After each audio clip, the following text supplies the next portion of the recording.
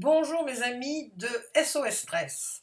Alors aujourd'hui une vidéo un peu spéciale. Enfin, la vidéo n'est pas spéciale, c'est le sujet qui l'est, parce que pour la première fois depuis que j'ai créé mes deux blogs, Les Chemins d'intuition et SOS Stress, c'est la première fois que je traite du même sujet sur l'un et sur l'autre. Alors, il y a une vidéo que vous trouverez, je vous mettrai le lien juste à la fin de l'article. Il y a une vidéo sur le même sujet sur les chemins d'intuition qui traite les choses d'une façon, bon, bien sûr, plus selon l'intuition et la spiritualité. Et ici, pour les gens qui ne croient pas, hein, tout le monde peut, tout le monde a de l'intuition, mais tout le monde ne croit pas qu'ils en ont, ou tout simplement ils n'y croient pas. Donc, c'est au plan psychologique, comment faire la différence entre persévérer, s'obstiner, lâcher prise ou abandonner. Bon. Alors, donc, pourquoi j'ai fait cette vidéo, enfin sur les deux blogs, parce que je reçois énormément de commentaires par mail privé ou commentaires sur les blogs qui parlent pratiquement, enfin beaucoup parlent du côté sentimental. Ils ont rencontré quelqu'un ou ils ont rompu avec quelqu'un et puis ils voudraient savoir si ça va remarcher. Alors ils voient tout un tas de coïncidences ou de synchronicités qui font que probablement ça veut dire que l'univers leur dit que ça n'est pas terminé avec la personne ou qu'il va y avoir quelque chose avec la personne. Alors, ça m'a paru vraiment important, parce que je réponds à chaque fois la même chose, mais ça m'a paru important que ce soit à travers une vidéo. Donc, quand vous rencontrez quelqu'un, hein, là j'ai eu un cas récemment d'une personne qui avait rencontré il y a quelques années, qui avait eu une petite histoire, enfin une relation hein, avec une personne étrangère. Elle est allée maintenant s'installer, bon ça c'est terminé, elle est allée s'installer dans son pays il y a quelque temps, et puis par hasard elle recontacte à travers les réseaux sociaux. Comme par hasard elle cherche un appartement et lui il laissait le sien, donc là vraiment c'était quand même quelque chose que l'univers lui envoyait, que c'est pas par hasard, hein, qu'il y avait, comment on va dire, une sacrée synchronicité. Un hasard bien heureux, on va dire. Ensuite, elle rencontre quelqu'un qui, par hasard, connaissait aussi cette personne. Alors là, je réponds toujours la même chose, et c'est pour ça que je vous le dis aussi, tout de go. On s'obstine souvent, et je suis passée par là, et il y a encore pas longtemps, je me suis obstinée pour un truc, et puis finalement, bon, je me suis rendu compte que non, il valait mieux, non, c'était pas bon, j'étais dans l'obstination, et pas dans la persévérance, hein, on va voir la différence. Donc là, quand vous avez rencontré quelqu'un, ou vous avez une histoire amoureuse avec quelqu'un, et puis ça s'est terminé, ou ça n'a pas encore commencé, mais vous voudriez savoir s'il peut y avoir enfin si cette relation pourrait avoir un peu être viable, hein, on va dire. La première chose, c'est que si la personne ne vient pas vers vous, si la personne ne montre pas d'intérêt vers vous, que ce soit un homme ou une femme, il n'y a pas d'intérêt, on s'obstine, on dit non, mais peut-être que si, que ça. Donc, on a souvent l'impression que l'univers nous met les petits cailloux du petit pousset, vous savez, hein, les petits cailloux, pour nous dire, oui, ben voilà, ma petite Jung, la personne que tu as rencontrée, disons Michel, hein, voilà, Michel, d'un seul coup, je vois des Michel partout, je lis Michel dans les journaux, dans les livres, partout, comme par hasard, le métier de Michel, ben je n'en entends parler que de ça. Bon, ce ne sont pas des signes que l'univers nous envoie, ce ne sont pas des petites pierres que le petit pousset, enfin tel le petit pousset nous envoie, ce sont ce que j'appelle, enfin il n'y a pas que moi qui l'appelle, ce sont simplement des signes de notre désir suprême. C'est-à-dire que qu'est-ce que vous avez envie? Évidemment que ça marche, vous voudriez reprendre une histoire d'amour ou éventuellement continuer ou éventuellement avoir commencé une histoire d'amour. Et là, vous vous obstinez, vous cherchez, vous trouvez des coïncidences, synchronicités qui n'en sont absolument pas. C'est pour ça qu'il faut faire très très attention. Donc quand la différence entre la persévérance et l'obstination, ça vient, alors là il y a un truc très simple, c'est quand vous forcez. quand vous voyez, quand vous êtes dans le forçage, hein, comme je dis, ce n'est plus, comment dire, ça n'est plus naturel, c'est quelque chose qui vous poussez, hein, c'est comme quand on pousse dans le RER parce que il y a les grèves, alors tout le monde pousse, bon on est tendu, hein, bien sûr, on n'est pas dans le relax. Alors c'est très important, c'est vraiment le signe que votre corps vous envoie. Que vous croyiez ou pas à l'intuition, on s'en fiche complètement, hein, c'est pas le propos, puisqu'on est ici sur SOS Stress, mais là vous êtes stressé, quand vous forcez, automatiquement vous êtes stressé. Donc si vous êtes stressé, halte. Demandez-vous, là, je m'obstine, alors automatiquement, comme pratiquement dans tous les comportements négatifs que nous avons, et là, dans l'obstination, il y a une peur. Alors la peur, parfois, hein, ça peut être un projet aussi, hein, vous avez un projet qui vous tient à cœur, et puis là, vous avez tout un tas d'obstacles qui arrivent, vous ne trouvez pas, comment dire, une banque qui vous prête l'argent, comment dire, vos parents, non, ne sont pas d'accord non plus, enfin, il y a tout un tas de trucs qui font que, bon, ben ça marche pas. Alors là, il y a deux choses, hein, il n'y en a pas 36, ou c'est parce que là, il faut se remettre en question, s'arrêter et se dire, bon, là, qu'est-ce qu'il y a? Qu'est-ce qui fait que il y a des obstacles? Peut-être que votre projet est mal ficelé, peut-être que il y a des choses à revoir, hein, ou tout simplement, peut-être que le projet n'est pas tout simplement viable pour vous. Ça ne veut pas dire que vous installez à votre compte, si c'est votre désir, vraiment, hein, votre désir suprême, hein, de vous installer, ça ne veut pas dire que parce que ça ne vous convient pas, un autre truc ne vous conviendra pas mieux. Donc, dès que ça c'est très très important, vous savez aujourd'hui dans le coaching, on ne vous parle que de ça. Ouais, allez-y, n'abandonnez pas, allez. Et puis vous êtes là comme ça, vous savez. Et bon alors c'est pour ça que beaucoup de comment dire. Bon moi j'ai quelqu'un de ma famille qui était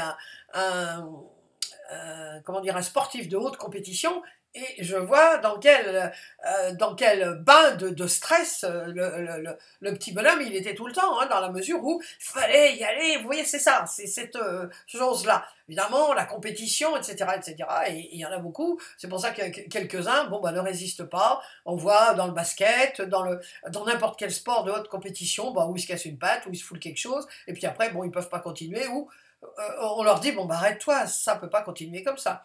Donc, on a peur d'abandonner, parce que si on abandonne, qu'est-ce que vont dire les gens?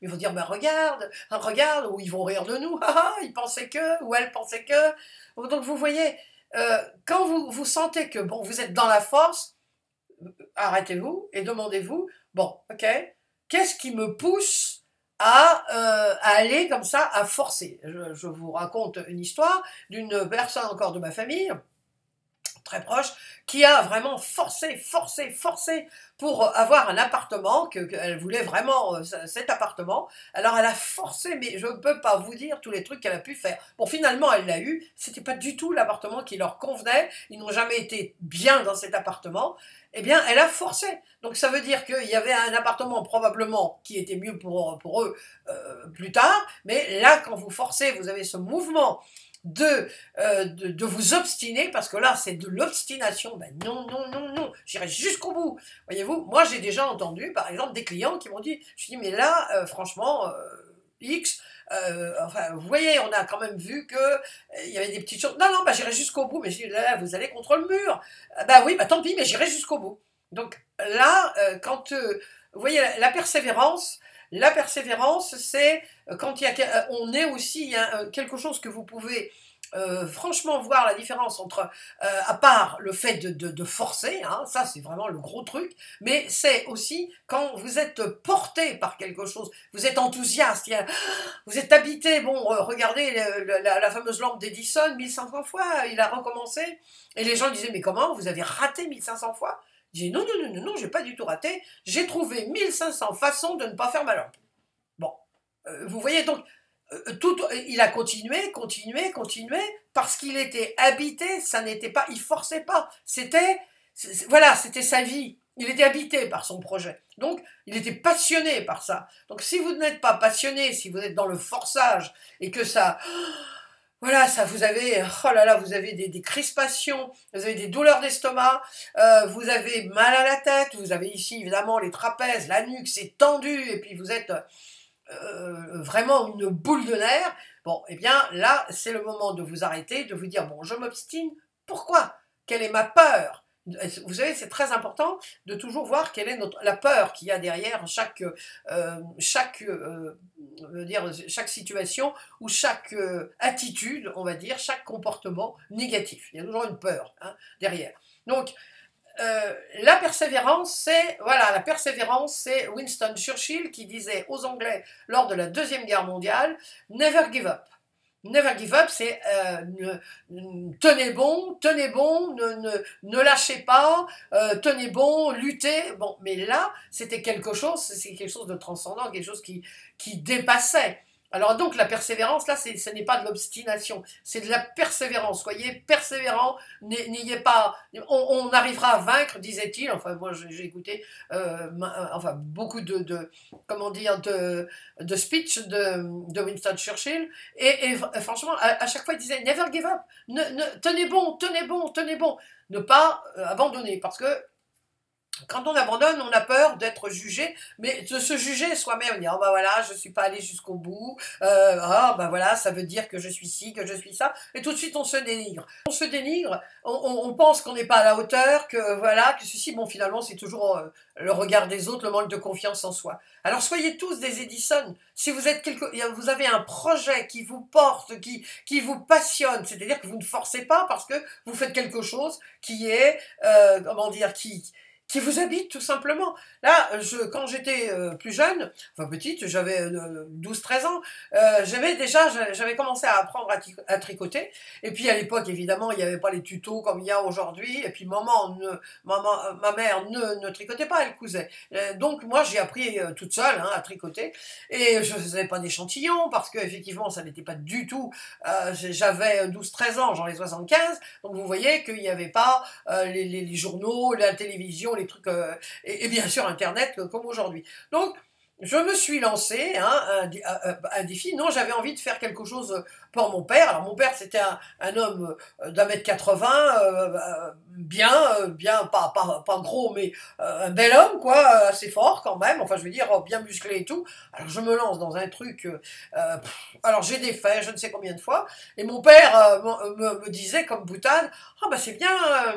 Kiki, on m'appelait Kiki à l'époque, bah c'est bien Kiki, parce que je pense que j'aurai mon pull au vert quand je serai à l'âge de la retraite. Bon, et je le recommençais, je recommençais, je retricotais, je recommençais, et voilà. Bon, des fois j'avais des grands morceaux déjà qui étaient tricotés, et je recommençais, mais ça ne me coûtait pas, je ne forçais pas. Ça me faisait plaisir, voilà, j'étais dans le plaisir. Bon, c'était en kikinant, ouais, zut, alors il va falloir que je recommence encore un coup. Si quelqu'un m'avait dit qu'il fallait faire un échantillon, bah peut-être ça aurait été mieux. Mais comme je ne savais pas, bah je recommençais. Mais vous voyez, il n'y avait pas de forçage, c'était dans le plaisir. J'avais énormément de plaisir à tricoter. Donc, même si je recommençais un certain nombre de fois, c'était égal. C'est pareil quand je fais un article sur un de mes blogs, je recommence souvent un certain nombre de fois. Enfin, c'est pas du premier jet, après mais ça me fait plaisir, je ne force pas. Je veux dire, je ne suis pas dans l'obstination. Vous voyez, je suis dans la persévérance. Donc la persévérance, c'est une chose, l'obstination, ça en est une autre. Alors le lâcher prise. Alors, pour savoir, si vraiment vous êtes dans le forçage, si s'il faut continuer tout simplement, votre corps sait. Notre corps, il est très intelligent. Il a une mémoire absolument fabuleuse. Et donc, si vous avez un projet, ce que je vous conseille de faire, c'est de respirer, enfin, de reprendre votre rythme, le va-et-vient, vous savez, vous calez sur le va-et-vient de votre respiration, et vous comptez, une fois que vous fermez les yeux, que vous êtes déjà plus calme, vous comptez de 9 à 1. Et vous vous dites qu'à 1, vous serez dans un état de tranquillité et de calme. Et là, vous commencez, 9, sur l'expiration, 8, 7, etc. Et là, quand vous arrivez à 1, donc vous êtes déjà très calme, vous êtes en alpha, ce qu'on appelle les ondes alpha, et vous demandez tout simplement, alors là c'est important d'être bien installé, pas de téléphone, rien qui peut vous perturber bien sûr, et puis vous demandez à votre corps, tout simplement, vous êtes très très vigilant pour bien écouter ce qu'il va vous dire bien sûr, hein, et vous lui dites, est-ce que ce projet de m'installer rue, je sais pas où, à Lyon ou à Bordeaux, où vous voulez, ou à Tokyo, est-ce que c'est juste pour moi? Et vous écoutez votre corps. Si vous avez une tension, vous voyez une légère tension, si vous avez d'un seul coup ce mouvement de, vous voyez, d'aller vers l'avant mais en tendu, vous avez votre réponse. Alors après, réponse par réponse, vous dites, bon, est-ce que c'est juste pour moi de continuer dans ce projet? Est-ce qu'il y a quelque chose, alors une question, est-ce qu'il y a quelque chose que je dois comprendre de tous ces problèmes qui surgissent? C'est une autre question. Après, vous balayez hein, toutes les possibilités, question par question, en étant toujours vigilant par rapport à votre corps. Ça, c'est très important, le corps sait. Alors, pour faire la différence entre donc l'obstination, hein, quand vous êtes là, oui, oui, je vais y aller, je vais y arriver, oui, oui, oui, vas-y, vas-y, et comment dire, et la persévérance. Alors la persévérance, vous êtes tranquille, là c'est calme. Mais lâcher prise, quand vous êtes tendu parce que vous avez un projet et puis ça ne marche pas comme vous voulez, et puis vous avez pu vous donner de la tête parce que vous en avez vraiment assez, alors vous faites la différence, vous êtes là-dedans, et puis après, quand vous lâchez prise, vous voyez, ben, lâcher prise, on lâche.